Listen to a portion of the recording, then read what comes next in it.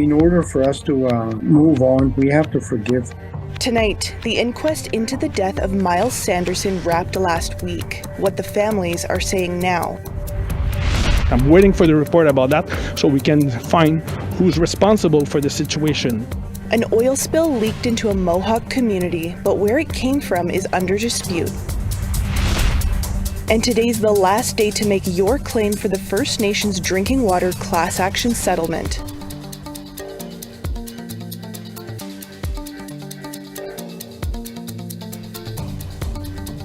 Good evening, I'm Savannah Kelly. Welcome to APTN National News. The inquest into how Myles Sanderson died in police custody after killing 11 people and wounding another 17 in September 2022 wrapped up last week. It was determined that Sanderson died of acute cocaine toxicity while the RCMP was taking him to Saskatoon. Our reporter Rachel May has more on what community members are saying following that emotional inquest.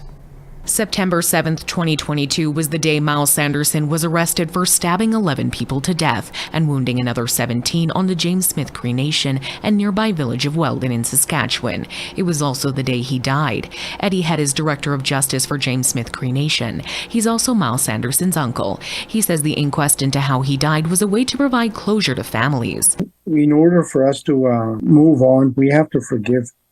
If you can't forgive, you can never heal. Head acknowledged that drugs played a huge role in the safety of the community. They still do. He says that this is why it's so important for the community to police itself. Local security, they know who belongs to the First Nation, and they know the vehicles that come on and come out. There is still that problem with drugs on the First Nation, but not as bad as it could be if it wasn't the involvement of our security. At the inquest, videos of Sanderson's arrest was made public. It shows him asking how many people he had killed and why no one had shot him.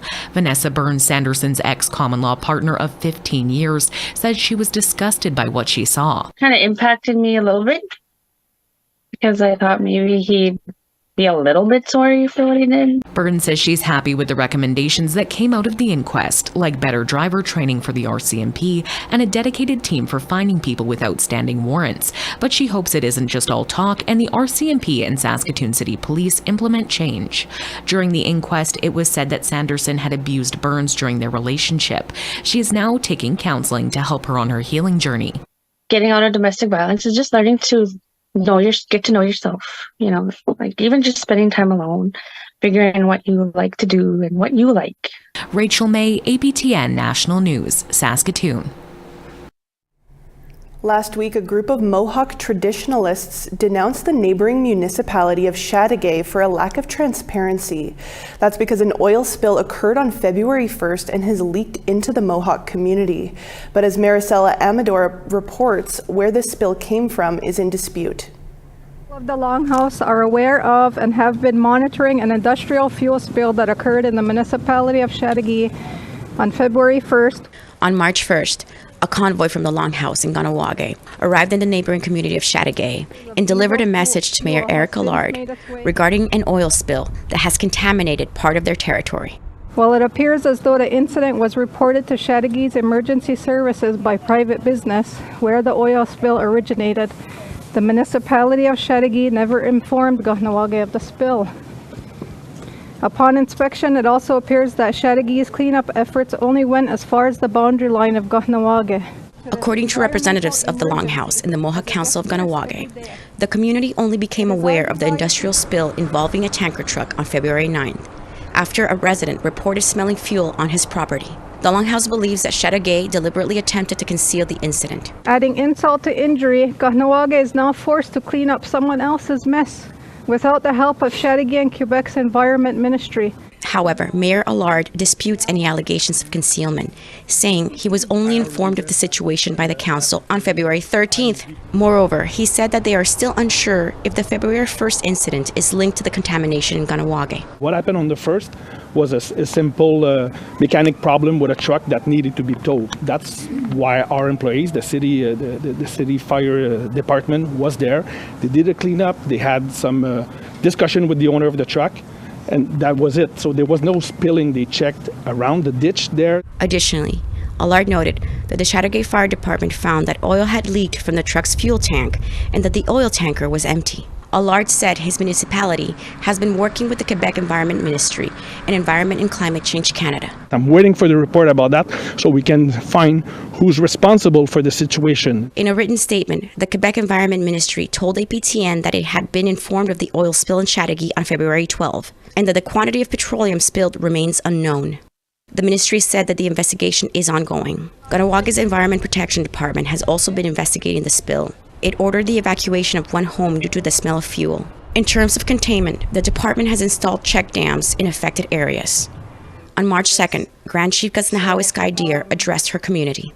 In terms of what happened yesterday, I'm sure people were aware that representatives of the Longhouse delivered a message to the mayor's office in Chateauguay, which was important because we definitely don't think that they're taking this seriously and taking accountability and responsibility. She also had a meeting with Quebec Premier François Legault to discuss the spill.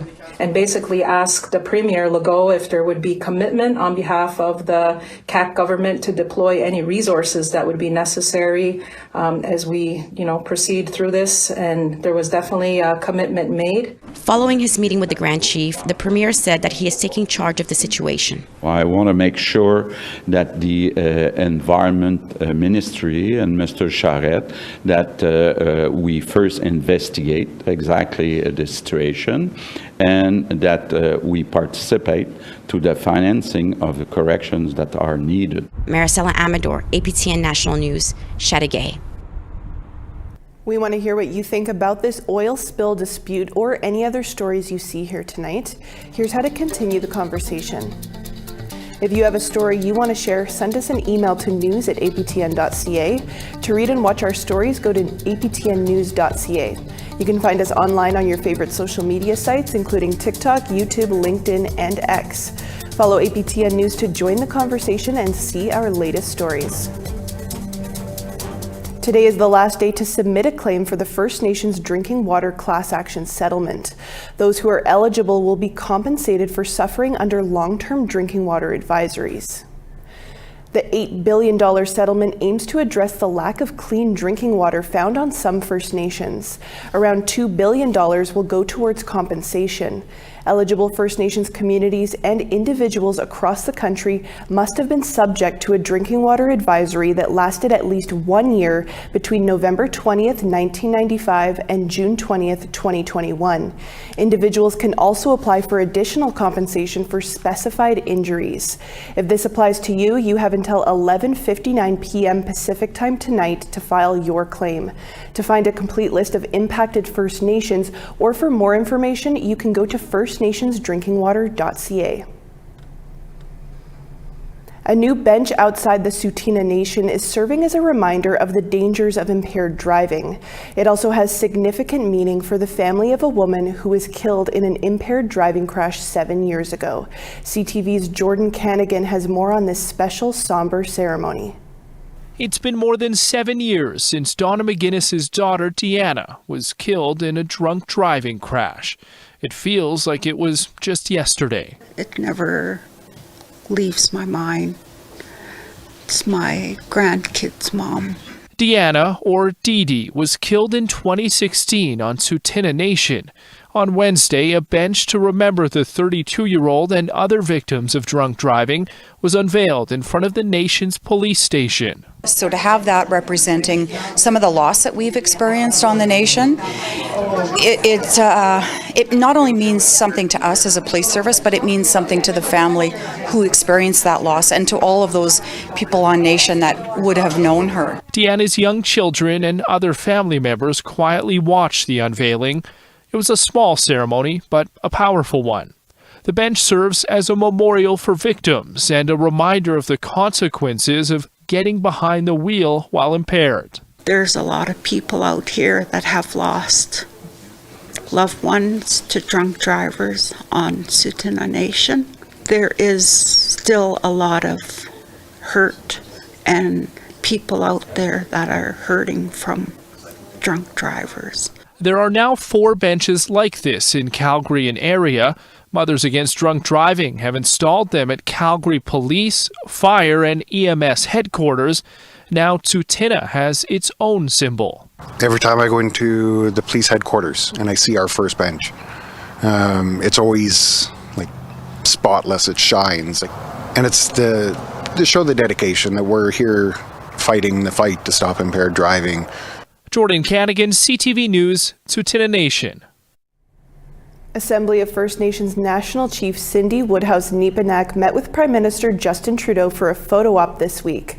Our Truth in Politics panel share their thoughts on the meeting and the AFN's agenda moving forward after this short break.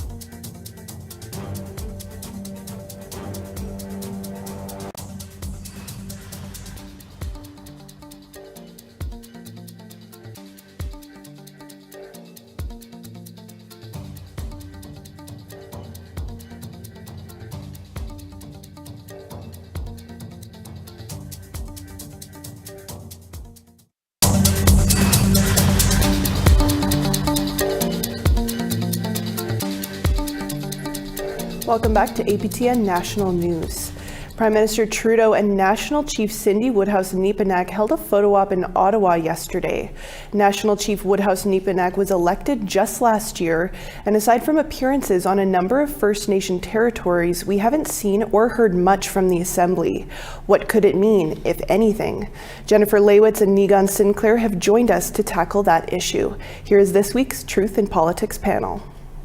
Jennifer, let's start with you today. This was a photo op, and on the surface, not much more. There was no major funding or policy announcements. So why did it happen? Was it a foreshadowing of a political agenda between the AFN and Canada? And if so, what should that agenda be? Yeah, so I think the meeting between Chief Woodhouse and the Prime Minister, we knew that inevitably that meeting was going to happen, especially since her election in December. I looked at their press release the other day and saw some of the words mentioned, like First Nations policing and a couple other things. I'm hoping that there was some very, very strong advocacy done, especially ahead of the federal budget. But again, in the past, we've seen this where we get photos and we get word of these conversations happening. But on the ground, we start to hear, chiefs are needing to take the government to court over things like lack of funding and things like that. So I'm really hoping that this was a strong conversation and that we'll see more of it rather than just the photos and the press releases that come from it. And Nigan, we don't know who called this photo up, but does it matter? And are there any political implications, any follow-up by either side, and should there be? Well, you don't have to really think too hard to realize that this is National Chief Woodhouse trying to look like a national chief, and that's what this is ultimately all about. There's been two big press releases that the AFN's released or come out to public.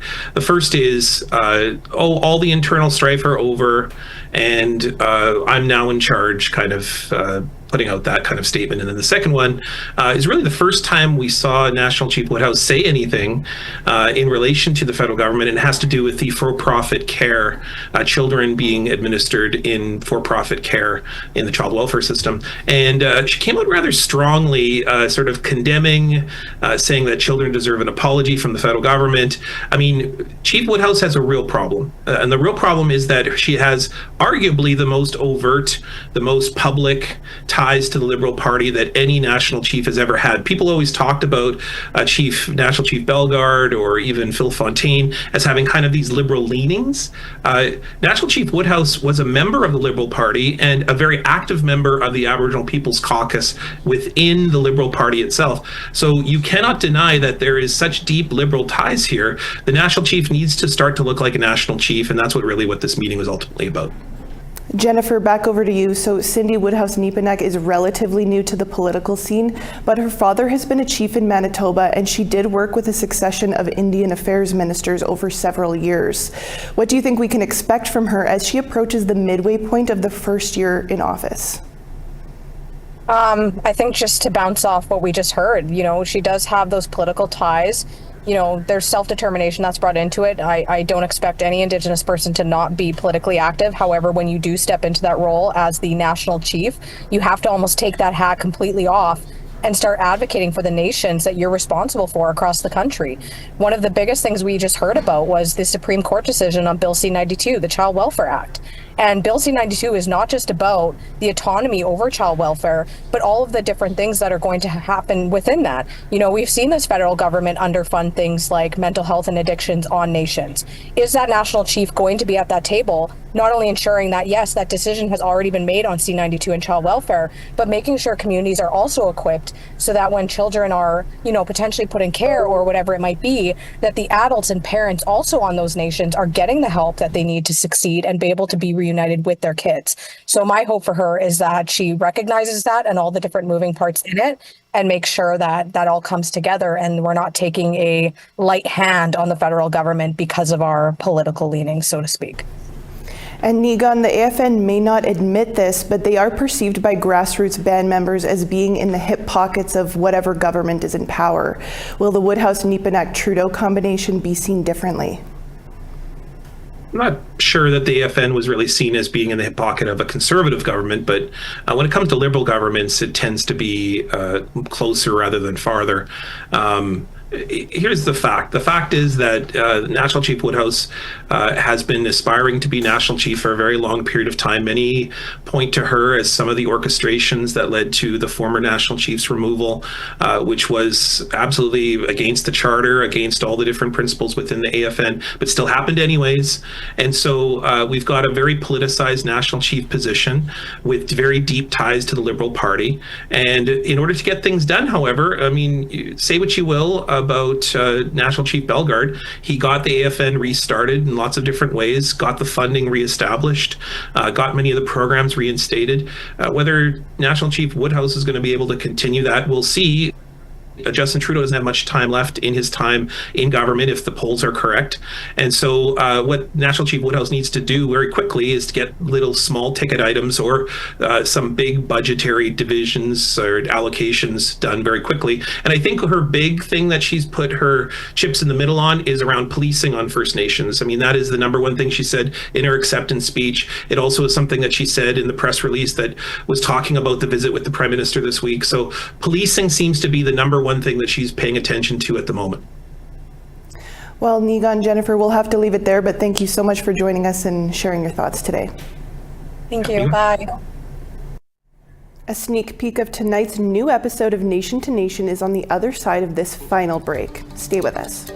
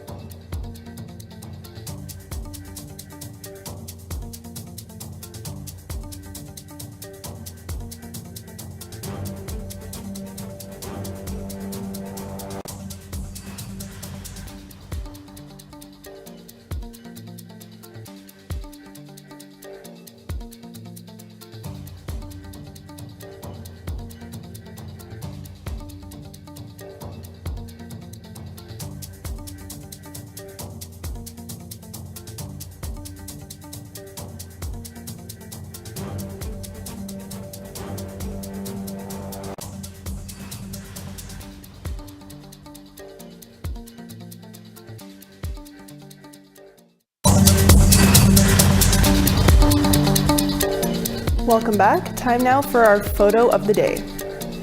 Chesley Mesher paused to take a picture of her daughter Leah as she enjoyed a clear sky day in the village of Tessiajac, Quebec.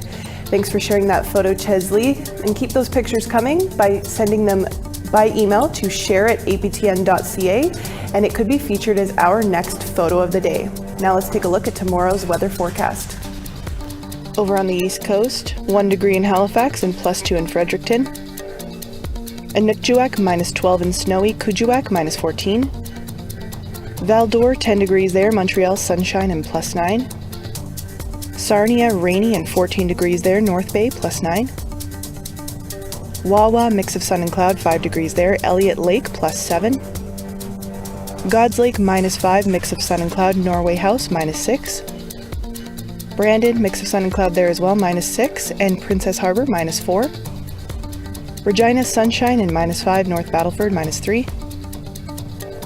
Stony Rapids snowy and -5, Uranium City sunshine and -7. Snowy and +1 for Grand Prairie, Fort McMurray +2. Red Deer 5 degrees there, Edmonton +4. Tofino rainy and 8 degrees, Kamloops snowy and +8. Fort Nelson -5 there, Prince George +6. Watson Lake snowy and -4, Rock River -20. Wrigley snowy and -13 there, Wati -14. Sax Harbor mix of sun and cloud -30, Colville Lake -21. Baker Lake snowy and -18, Cambridge Bay -33. Joe Haven snowy and -27, and Resolute -33.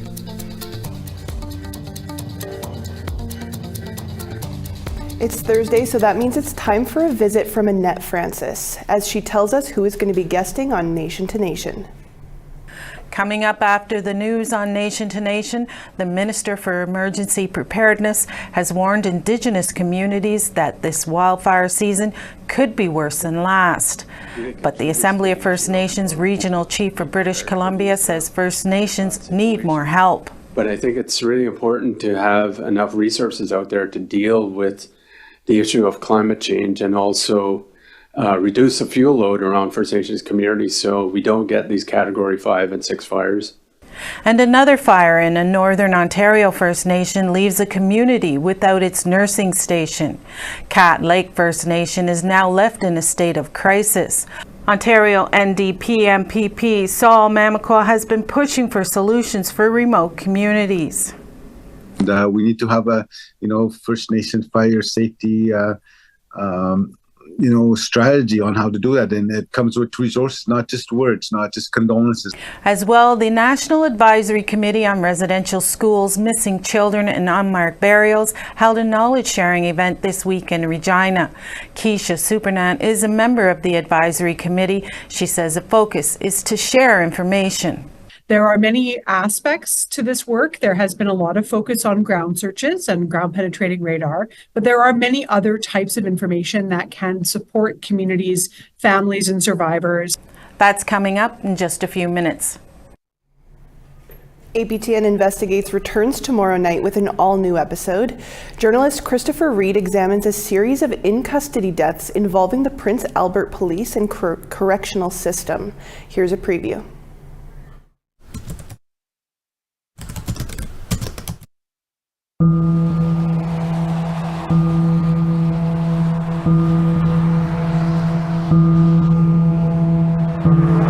Take a look around Prince Albert, Saskatchewan, and you might notice at 42% of the population, there are a lot of Indigenous people, compared to just a 5% population share nationally. And there are a lot of correctional facilities, 5 in total, in a city with a population of 38,000.